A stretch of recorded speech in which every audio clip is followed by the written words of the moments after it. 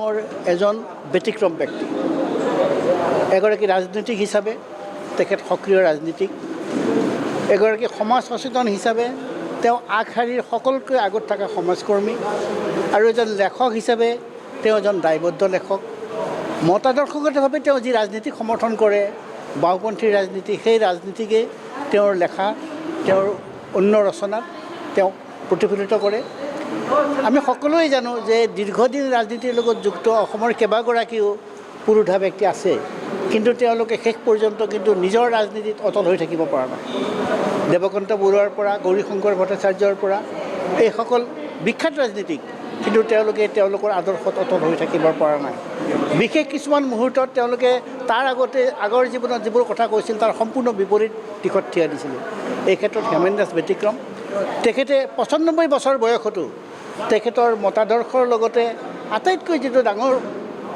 তেখেতৰ কৃতিত্ব সেইটো হ'ল মানুহৰ লগত যোগাযোগ চবতকৈ ডাঙৰ কথা কি এই ৯৫ বছৰতে এই যি তেওঁৰ লেখাবিলাক জড়িত বা বিভিন্ন সামাজিক সমস্যা সেইটো চবতকৈ ডাঙৰ অকল লেখা মেলাই নহয় তেওঁ অসমৰ আটাইতকৈ চিৰিয়াছ এজন পাঠক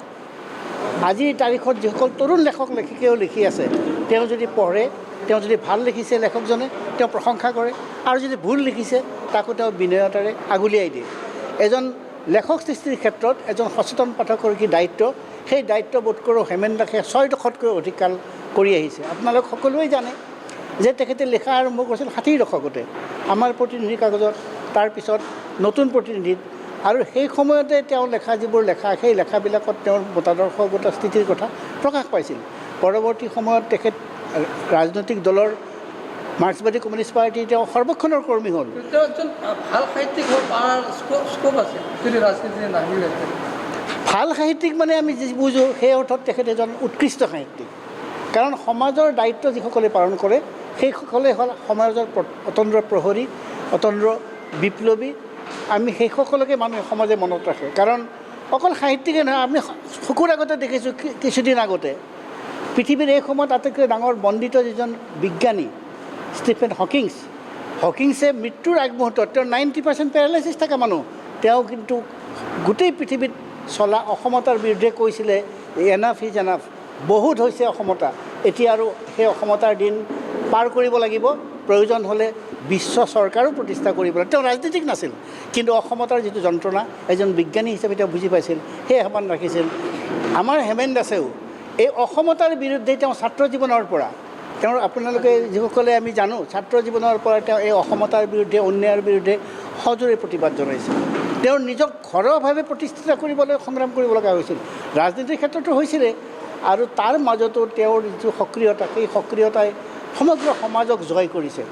আমি যাক কওঁ অজাত শত্ৰু হেমেন দাস ৰাজনৈতিকভাৱে তেওঁৰ যথেষ্ট শত্ৰু আছে কিন্তু ব্যক্তিগতভাৱে হেমেন দাস হ'ল অজাত শত্ৰু যিকোনো ৰাজনীতিৰ মানুহে হেমেন দাসৰ কথা ক'লে দ্বিতীয়বাৰ আৰু তেওঁ প্ৰশ্ন কৰিব নোৱাৰে কাৰণ জীৱনত তেওঁ এনেকুৱা এটা দিশ এৰি থৈ অহা নাই এনেকুৱা ত্ৰুটি এৰি থৈ অহা নাই যাৰ আৰ্হিত হেমেন দাসক সমালোচনা কৰিব পাৰি নটালৈকে পিছৰ পৰা উঠিব পৰা নাই যেতিয়া 10টাত খবৰ পালোঁ যে গুৱাহাটীৰ পৰা মানুহ দুজন আহিছে কিতাপ লৈ তাৰপিছতে কি হ'ল মোৰ যি ঠাণ্ডা পৰি আছিল গাটো সেইটো গৰম হ'ল মোৰ পেণ্ট পিন্ধি দিছে মোক আজি ফাটি যায় পেণ্ট পিন্ধি দিছে ক'তটো আনিছে আনি যাওঁছোঁ মানে 11টাত মিটিং নহয় সিহঁতে যদি গুৱাহাটীৰ পৰা আগতে আহি থাকিব পাৰে আমি কিয় নোৱাৰিম এতিয়া আহিছোঁ এই মই সদায় মানুহক কৈ থাকোঁ যে মানুহেই মোক সহায় কৰি আছে যে দীৰ্ঘদিন যাই থকা এই মানুহৰ মৰম যিটো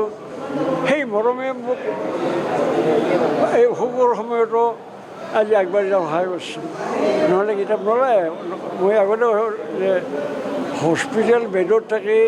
এই উপন্যাসখন লেখা পঢ়িব পাৰি কিন্তু চপোৱা সমস্ত কামবিলাক মই হস্পিটেল বেডত থাকে কৰিছোঁ কিতাপখন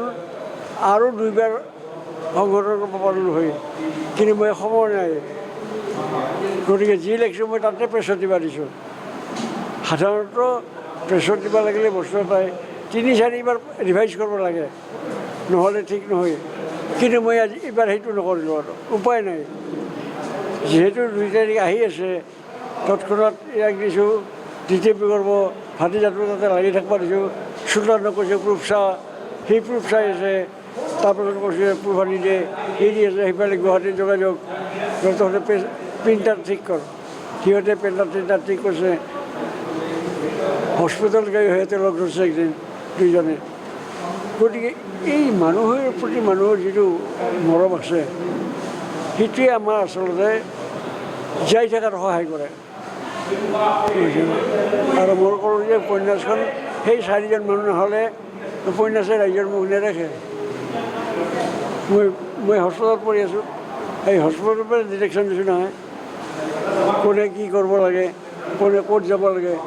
সমস্ত হস্পিটেল বেড GMCত মই তেতিয়া 17 তাৰিখৰ পৰা 22 তাৰিখলৈ মই GMC বেডত এইটো দিছে এতিয়া মিটিং কৰিব হাক দিছে এতিয়া মিটিংটো কৰিলোৱে ছিনিয়ৰ ডাক্তৰ তেওঁলোকে কৈছে আপুনি মিটিং নকৰিব নাযাব কিন্তু মই নোৱাৰোঁ বাদ দিব কৈছে মানুহক বাদ দিয়া থাকিব নোৱাৰোঁ যিকোনো খবৰৰ বাবে যোগাযোগ কৰক 7099017330 লগতে 7099017110 নম্বৰত।